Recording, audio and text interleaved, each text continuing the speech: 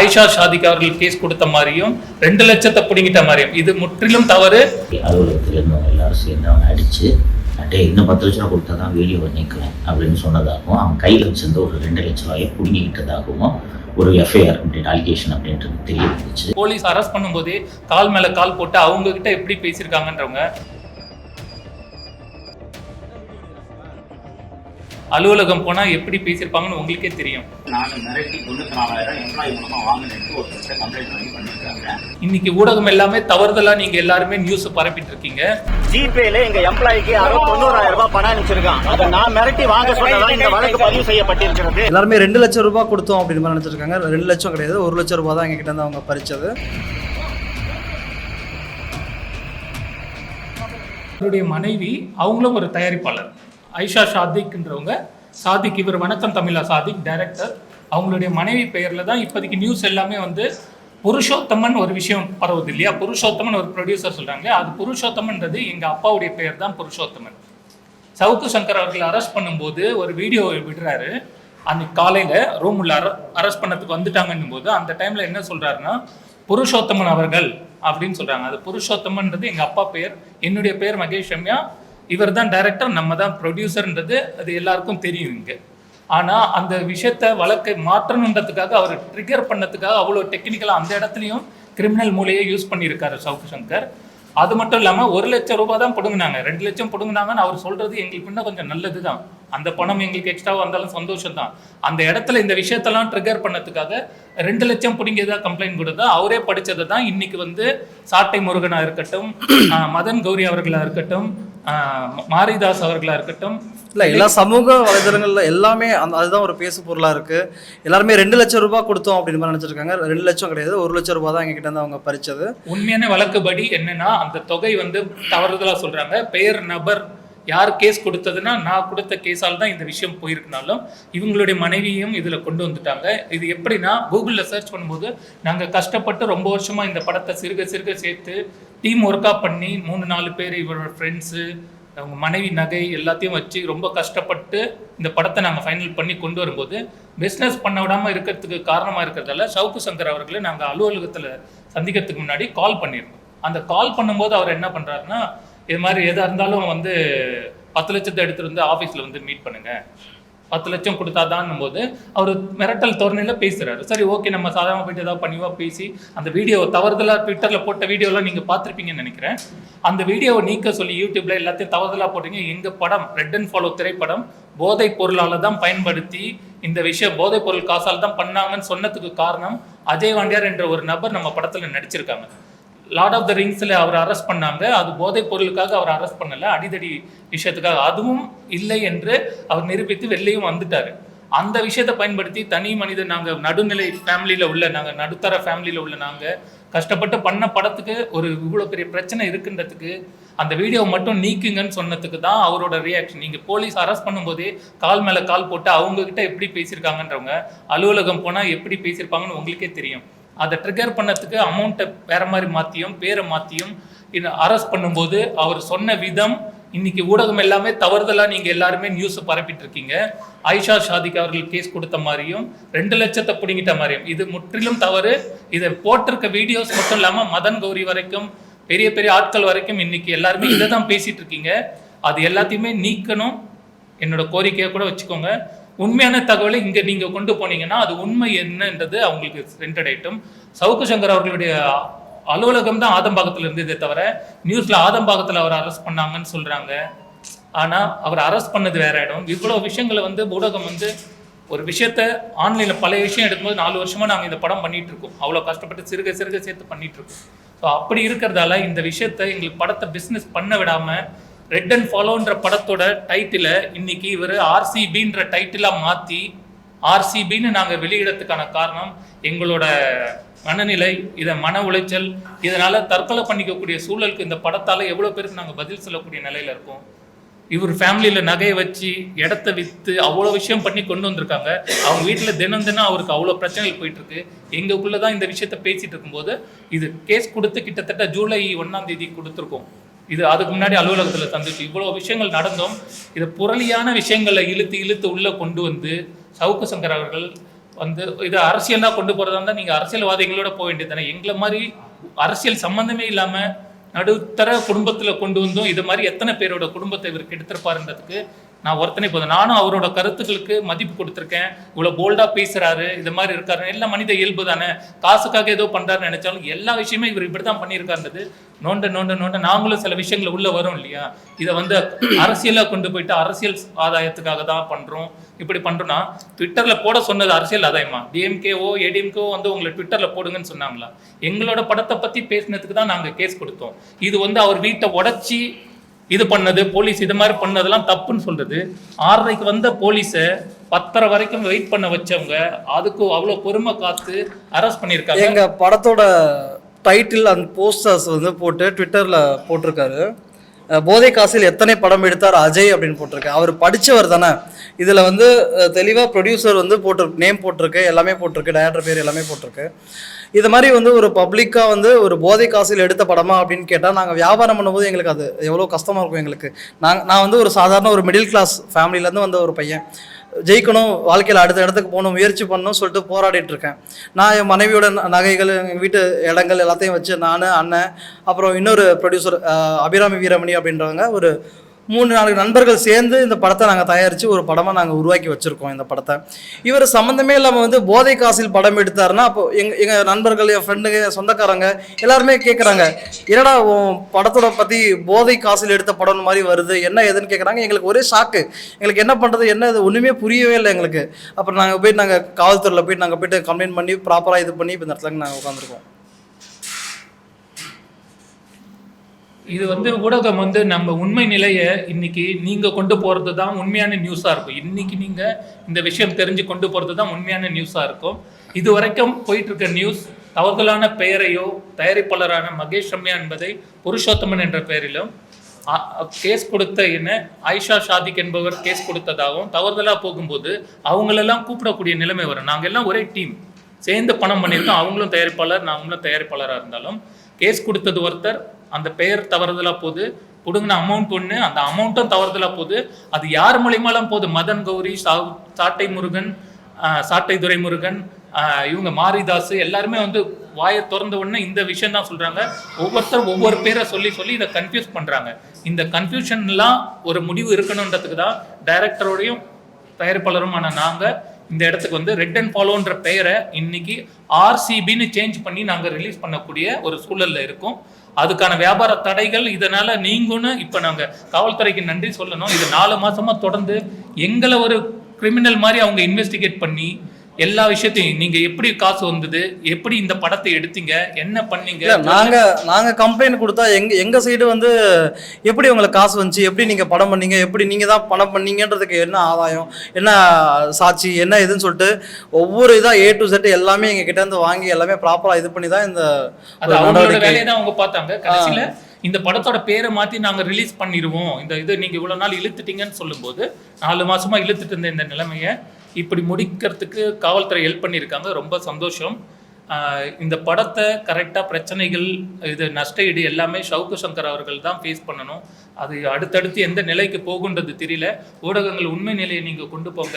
அவர் உண்மை பேசுகிறாரு மட்டுமே குருட்டத்தனமாக இருக்காதீங்க. அவங்க டீமில் உள்ள சில நபர்களும் அவரை பற்றி தவறுதலாக எல்லா விஷயத்தையும் வெளிக்கொண்டு வரத்துக்கு இருக்காங்க. ஸோ அப்படி இருக்கும்போது அவர் வந்து ஒரு பணம் கொடுக்குற இடத்த மட்டுமே நல்லா தூக்கி பிடிச்சி மற்றவங்களை அடித்து பேசுகிறவர்ன்றது எங்களை மாதிரி நடுத்தர குடும்பம், அரசியல் இது இல்லாத குடும்பத்திலையும் வந்து இது மாதிரி விஷயங்கள் பண்ணி எங்கள் மன உளைச்சல், தற்கொலை பண்ணிக்கிறதுக்கான விஷயங்கள் யோசிக்கக்கூடிய நிலைமைனா படத்தோட எவ்வளோ நஷ்டம் இருக்கும், எத்தனை கோடி செலவு பண்ணியிருக்கோம், அதுக்கான கடன் எல்லாத்துக்கும் நாங்கள் பதில் சொல்லிக்கிட்டு இன்னைக்கு எத்தனை பேருக்கு முன்னாடி நாங்கள் வந்து தலைகுனிய நாங்கள் கம்ப்ளைண்ட் பண்ணியே 4 மாதம் ஆச்சு. இந்த கேஸை நாங்கள் கம்ப்ளைண்ட் பண்ணியே 4 மாதம் ஆச்சு. எங்கள் படம் முடிஞ்சு படம் ரிலீஸ்க்கு வெயிட் பண்ணிட்டு இருந்துச்சு. ஆகஸ்ட் அந்த செப்டம்பர் அந்த டைமிங்கில் நாங்கள் படம் ரிலீஸ் பண்ணிடலாம் அப்படின்னு நினைக்கும் போது இந்த மாதிரி நாங்கள் எதிர்பார்க்காத போது ஒரு போஸ்ட்டை போட்டு இது பண்ணி விட்டார். நாங்கள் எங்கே போய் வியாபாரம் பண்ணாலும் சரி, இல்லை ஆடியோ ரைட்ஸ்க்கு நாங்கள் போய் கேட்டு இது பண்ணாலும் சரி, இந்த இஷ்யூவை வந்து ஃபஸ்ட்டு ஷார்ட் அவுட் பண்ணிட்டு வாங்க, அப்புறமேல் நம்ம பார்த்துக்கலாம். ஏன்னா நாங்கள் சொல்கிறத நீங்கள் எப்படி ஏற்றுப்பீங்கன்றது எங்களுக்கு தெரியல. ஆனால் அதுக்கான எல்லா எவிடன்ஸுமே இருக்குது. நாங்கள் பொய்யாவோ ஏதாவது இங்கே வந்து சும்மா உட்காந்து பேசணும் அப்படின்றதுக்காக நாங்கள் எதுவுமே பண்ணல. இங்கே பாருங்கள், இவர் ஹாஸ்பிட்டல் போனதுலேருந்து எல்லாத்துக்கான எவிடன்ஸும் இங்கே இருக்குது, எங்ககிட்ட எல்லாமே இருக்குது. அந்த விஷயம்லாம் உங்களுக்கு தெரியுமான்னு தெரியல. அடித்து உதச்சி உயிர் என்னோட உயிர் நாடியில் அடிச்சு உதச்சு, அதுக்கப்புறம் இவர் என்ன சைதாப்பேட்டை ஹாஸ்பிட்டலுக்கு கூட்டு போய் அடுத்த நாள் கேஸ் கொடுத்து இவ்வளோ நாள் இதுக்காக வெயிட் பண்ணி இன்னும் அந்த வலி இருக்கக்கூடிய நிலைமையில தான் நான் இருக்கேன். அதை விட மேலும் மேலும் வலியா இருக்கக்கூடிய இந்த விஷயம் என்னன்னா, எங்க படம் வெளில வருமா? இல்ல நேத்து பாத்தீங்கன்னு வச்சுங்களேன், அவங்க அந்த பேசின வீடியோ நேற்று காலையில ஒரு வீடியோ பதிவு போட்டாங்க. அந்த மாலதின்றவங்களும் ஒரு வீடியோ பதிவு போட்டாங்க. அந்த வீடியோல பாத்தீங்கன்னு மற்ற டைமிங்லாம் அவங்க போடும்போது வீடியோல போடும்போது அடுத்தவங்களை நக்கல் அடிச்சுட்டு காமெடியா இது பண்ணிக்கிட்டு எவன் காசு போட்டானா எவன் இது பண்ணா அவங்களுக்கு என்ன ஒரு ஏசி ரூம்ல உட்காந்துட்டு ஜாலியா யூடியூப்ல ஏதோ வீடியோ போடுறாங்க, அதை மற்றவங்க பாக்குறாங்க, அவங்களுக்கு அது காசு வருது. ஆனா நாங்க எங்க சொந்த காசை போட்டு எங்க நகையை போட்டு எங்க இடத்த வித்து நாங்க ஒரு படம் பண்ணி வைப்போம்.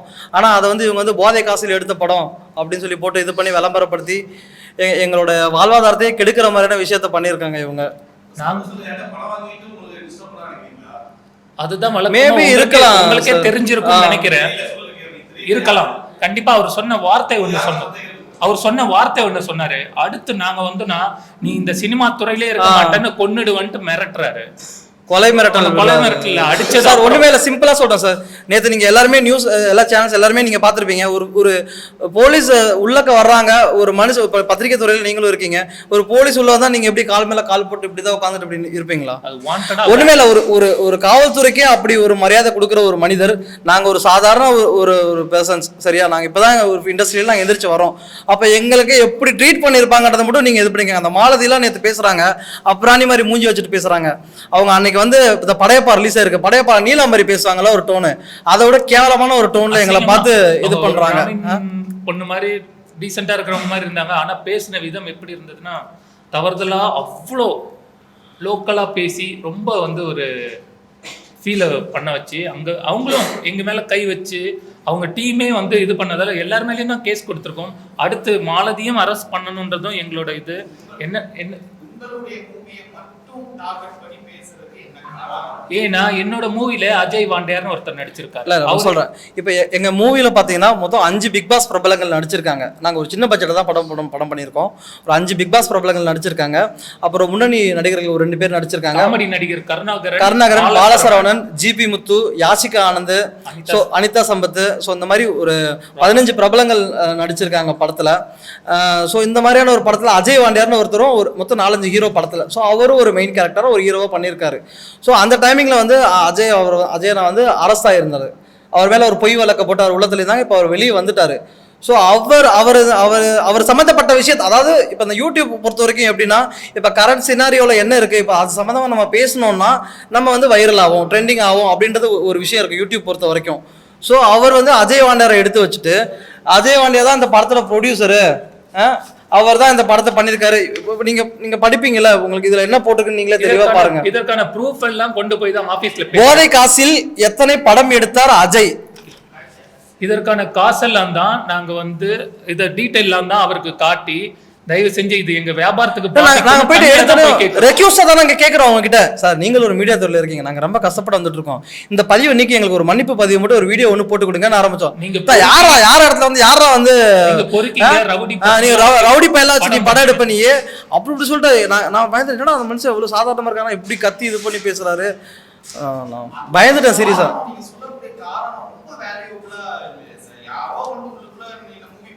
இல்ல நான் நீங்க கேட்கிற கேள்வி புரியுது. அதுக்கான காரணம் என்னன்னா, அஜய் வாண்டியார் வந்து லார்ட் ஆஃப் த ரிங்ஸ்ல கிருஷ்ணா ஸ்ரீகாந்த் போதைப் பொருள் அரெஸ்ட் பண்ணாங்க, கேள்விப்பட்டிருக்கீங்களா?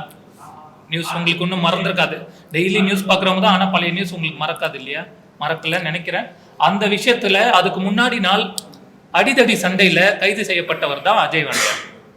அந்த அஜய் வாண்டியார் போதைப் பொருளால அரெஸ்ட் பண்ணல, அந்த அடிதடி சண்டையை அவர் பண்ணலன்றதை நிரூபிச்சு அவர் இப்ப வெளில இருக்காரு. ஆனா அவர் எங்க படத்துல நடிச்சிருக்காருன்ற ஒரு காரணத்தை வச்சு அவர் ஏடிஎம்கேல இப்ப இருக்காரு. இவரு எதனால அவங்களுக்கு பர்சனல் டார்கெட்டா, சவுக்கு சங்கரோட பர்சனல் டார்கெட்டாலாம் எங்களுக்கு தெரியாது. எங்களுக்கு தேவை எங்க படம் வெளில வரணும், இதுதான் காரணம். அவங்களுக்குள்ள உள்ள பர்சனல் டார்கெட்ல அஜய் வாண்டியார் தான் ப்ரொடியூசர் போல, போதைப் பொருளால தான் நாங்க ப்ரொடியூஸ் பண்ணிருக்கேன், நான் பண்ண பணம் போதைப் பொருளால தான் வந்ததுன்னா என் ஃபேமிலி என்ன எப்படி பார்க்க? நீங்க இவ்வளவு பிரச்சனை ஆகிருக்கு, நீங்க ரெண்டு சமூகசங்கர் கிட்டக்க காம்ப்ரமைஸ் பண்ணது என்ன சார்? காம்ப்ரமைஸ் பண்ண நாங்க நேரா போல இந்த பிசிக்கே போயிரலாம்ல, எதுக்கு போயிரலாம்? டைரக்டா ஒரு வார்த்தை போட்டு இந்த மாதிரி பேசுறாங்க போறாங்க, எதுக்கு அவங்க கிட்டக்க போய் சார் இந்த தூக்குங்க ஏன் சொல்லலாம்? இது என்னன்னா நாங்க நேரடியா போனதுக்கு காரணம் என்னன்னா ஃபோன் பண்ணி அவரோட நம்பர், நாங்க மீடியா, நான் ப்ரொடியூசர்னும் போது யாரோட நம்பர் வேணாலும் யார் வேணாலும் எடுக்கலாம் ஈஸியா. அத மாதிரி இருக்கும்போது அவருக்கு ஃபோன் பண்ணி தொலைபேசியில் தான் தொடர்பு கொண்டேன் ஃபர்ஸ்ட். அவர் சொன்ன விதம் அந்த ரெக்கார்டு வரைக்கும் நான் போலீஸ்கிட்ட சப்மிட் பண்ணியிருக்கேன். அந்த ரெக்கார்டு வரைக்கும் நான் வச்சிருக்கேன். என்ன இல்ல பேச நார்மல் கால்ல ஃபர்ஸ்ட் நாங்க கால் பண்ணோம். அவர் என்ன பண்றாரு, டக்குன்னு காலை கட் பண்ணிட்டு வாட்ஸ்அப் கால்ல வந்தாரு. எங்களுக்கு அவர் தெரியும் அவர் என்ன பேசுறாரு, என்ன இது பண்றாருன்னு சொல்லிட்டு நாங்க இருந்தாலும் நாங்க வந்து அதை பதிவு பண்ணி வச்சுக்கிட்டோம். வாட்ஸ்அப் கால்ல என்ன பண்ணாரு, பேசிட்டு ஏதாவது ஆபீஸ்க்கு வந்து பாத்துங்க, நேர்ல பாருங்க அப்படின்னு சொன்னாரு. இதுக்கான ப்ரூஃப் வந்து நாங்க போலீஸ்ல நாங்க சப்மிட் பண்ணிருக்கோம் சார். நாங்க போலீஸ் கிட்ட சொல்ல வேண்டியதா? எதுக்கு புரியல. கால் பண்ணி எதுக்கு? இது வந்து சினிமா நடக்குதுன்னா, சினிமால ஒரு பிரச்சனை நடக்குதுன்னா காசுக்காக சில விஷயங்கள் பண்ற இவர் வந்து காசுக்காக தான் சார் அவர் தெளிவா காசுக்காக பண்றாருன்றது எங்களுக்கு தெரியுது. எங்களுக்கு அதுக்கு ஒரு ப்ரூஃப் வேண்டாமா? அவ்வளவு பெரிய ஒரு எவ்வளவு பெரிய ரிப்போர்ட்டர் பேசுறாரு. சின்ன மூவி அது லைக் இந்த மாதிரி ஒரு கார்ப்பரேட் கம்பெனி நடக்கிறது ஒரு பெரிய விஷயம். உங்கள மாதிரி அவங்க சின்ன சார் சார் சின்ன மீனை போட்டு தான் சார் பெரிய மீனை பிடிப்பாங்க. உங்களுக்கு இது தெரியாத விஷயம் கிடையாது. அந்த சின்ன மீன் நீங்க சவுக்குதாங்க சொல்லுங்க, சின்ன விஷம் தான் அது உயிரையே மாய்க்கும். அத மாதிரி விஷயம் சார் ஒண்ணுமே இல்ல. எங்களை மாதிரி ஒரு 10 பேர் இப்ப நாங்க தைரியமா வெளியே வந்து சொல்றோம். இன்னும் எங்களை மாதிரி 10 பேர் இருக்கலாம்ல. நாசம் பண்ணிருக்காருன்ற நானு அத ஃபர்ஸ்ட் பிரஸ் மீட் கூப்பிட்டுக்கலாம்ல. இந்த மாதிரி எங்களை காலர் பண்றாங்க, மிரட்டறாங்க. வாங்க பிரஸ் மீட் சொல்ல ஃபர்ஸ்ட் டைம் பேசிக்கலாமே. எல்லாம் 4 மாசம் கழிச்சுனா இப்போ இந்த விஷயத்த இப்ப நம்ம சொல்றது சவுக்கு சங்கரை மீட் பண்ணி அதை சால்வ் பண்ணணும் போது கேஸ் ஒரு பக்கம் நம்ம கொடுத்ததுக்கு அப்புறம் நம்ம இஷ்டத்துக்கு எல்லாத்தையும் பேசினா ஒரு விஷயம் போயிட்டு இருக்கோம். பிரஸ்ல கூப்பிட்டு நீங்க சவுக்கு சங்கர் இப்படி பண்ணாரு அப்படி பண்ணாருன்னா நீங்க சொல்யூஷன் பண்ண முடியாது. இந்த ப்ரூஃப் எல்லாம் ஸ்டேஷன் எல்லா இடத்துலயும் கொடுத்தாச்சு இல்ல, அவங்க ஆக்ஷன் எடுத்துட்டு இருக்காங்கன்னும் போது நான் இடைப்பட்டு உங்ககிட்ட வந்துட்டு சொன்னா நாங்களும் வாரம் தவறாம சார் என்னாச்சு கேட்டுட்டே இருப்போம். அவர் நீதிபதி எதிர்த்து பேசுறாரு, சிஎம் எதிர்த்து பேசுறாரு, டெப்டி சிஎம் எதிர்த்து பேசுறாரு, திரைத்துறையில உள்ள உதயநிதி ஸ்டாலின் அவர்களையும் எதிர்த்து பேசுறாரு. என் படத்தோட இந்த பிரச்சனைகள் இவ்வளவு தூரம் போகிறதுக்கு உதயநிதி ஸ்டாலின் இதெல்லாம் பார்த்துட்டு இல்லாம இருப்பாரு நீங்க நினைச்சிட்டு இருக்கீங்களா? நஷ்ட ஈடு எல்லாம் இருக்கும். என்ன டிஎம்கே கார மாதிரி போர்ட்ரேட் பண்றீங்க? எந்த ஒரு இதுலயும் இல்ல. எந்த கட்சியிலுமே கிடையாது. மீடியாஸ் வந்து என்ன பேசுறாங்கன்னா டிஎம்கே ஆள் வந்து செட் பண்ணிருப்பாங்கன்னா ஓகே, அறிவு இருந்தா சவுக்கு சங்கர் செட் பண்ணிருப்பாங்கன்னா செட் பண்ணிருக்கலாம், ஓகே நல்லது. உன்னை அரெஸ்ட் பண்ணதுக்கு செட் பண்றாங்கன்னே நீங்க வச்சுக்கோங்க. ட்விட்டர்ல போட சொல்லி அவங்கள ஒன்னு செட் பண்ணாங்க. இந்த மாதிரி எங் படத்தை பத்தி தவறுதலா பேச சொல்லி எவன் உனக்கு செட் பண்ணது? அறிவு இருக்க வேணாமா? இத்தனை நாள் காசு சம்பாதிக்கிற யாரோ காசு கொடுக்குறாங்கன்னு. அவரோட ஆபீஸே ஏடிஎம்கே அரங்கநாதன்றவரோட மாடியில தாங்க இருக்கு. நான் ஆபீஸ்க்கே வரலன்னு இன்னைக்கு சொல்றாரு. எந்த மீடியாவாவது அதை உண்மையை நீங்க வெளில கொண்டு வரீங்களா? இன்னைக்கு போடுறதெல்லாம் அவன் சொன்ன விஷயத்த தான் நீங்க மீடியால போட்டுட்டு இருக்கீங்க சார். கமெண்ட்ஸ் கூட நாங்க கஷ்டப்பட்டு பண்ணிருக்கோம். நான் நினைச்சு விட்டோன்னா அழுதுருவேன் சார். நான் அந்த மனநிலையில இருக்கேன். நானு பணத்துக்காக தான் எங்களை மாதிரி நடுநிலை குடும்பத்துல நடுத்தர குடும்பத்துல உள்ளவங்கிட்டே பணத்துக்காக பண்றாருன்னா மேல்பட்ட அரசியல்வாதிகள் உங்களுக்கு தெரியும். நீங்களே ஏடிஎம்கே ஆபீஸ்ல மாடியில செகண்ட் ஃப்ளோர்ல இல்ல அவர் சொன்ன ஒரு வார்த்தை, அது எந்த கட்சியா வேணா இருக்கலாம், எந்த கட்சி அடுத்து ஆட்சி அமைக்கும்னு அவர் ஒரு கெஸ்ஸிங் கொடுக்கறாருன்னா அது எந்த கட்சின்னு நீங்க திங்க் சொல்றாரு. அடுத்த நாங்கெல்லாம் வந்தனா உங்களை காலி பண்ணிரோம் அப்படின்றாரு. சினிமா ஃபீல்ட்லயே மகேஷ் நீ இருக்கவே மாட்டா பாக்குறியான்னு மிரட்டிட்டு நேத்தி படிக்கிறாரு பம்பிட்டு புருஷோத்தமன் ப்ரொடியூசர் எங்க வீட்டு பக்கமே எவருமே வரல. இது அதோட சேர்ந்து அந்த வேற ஒரு கேஸும் போயிட்டு இருக்கு. அவர் மேல எக்கச்சக்க கேஸ் இருக்கு. அவரோட கேஸ் இருக்கிறது நிலுவையில் இருக்கிறது எல்லாரும் சொல்லிட்டு தான் இருக்காங்க. அது எத்தனை கேஸ்ன்றதெல்லாம் தெரிஞ்சுக்கிற அளவுக்கு நாங்க இன்வெஸ்டிகேஷன் டிபார்ட்மெண்ட்ல இல்லை. ஆனா அவர் மேல நிறைய கேஸ் இருக்கு. நேற்று அரெஸ்ட் பண்ண போனப்போ அவர் சொன்ன விஷயமும் புருஷோத்தமன் சொன்ன எங்க அப்பா பேர் அந்த படம் ரெட் அண்ட் ஃபாலோ இது அவர் பேசினது அது வந்து ஏன்னா என்னோட இது சாதாரண விஷயம் இல்லை. அவர் அடிச்சது, கொலை மிரட்டல் பண்ணது, ஹாஸ்பிட்டல் போனது எல்லா ப்ரூஃபையும் சப்மிட் பண்ணி அவர் பேசின பேச்சு வரைக்கும் நம்ம கொடுத்துருக்கதால் தான் இவ்வளவு தூரம் எங்களையும் இன்வெஸ்டிகேட் பண்ணி ஜெல்லு வச்சதுக்கான ரசீது எல்லாத்தையும் எடுத்து இவ்வளவு துரிதமா அழகா செயல்பட்டிருக்காங்க. நான் லாஸ்டா வந்து கூட போலீஸ் ஸ்டேஷன்ல என்ன சொன்னேன்னா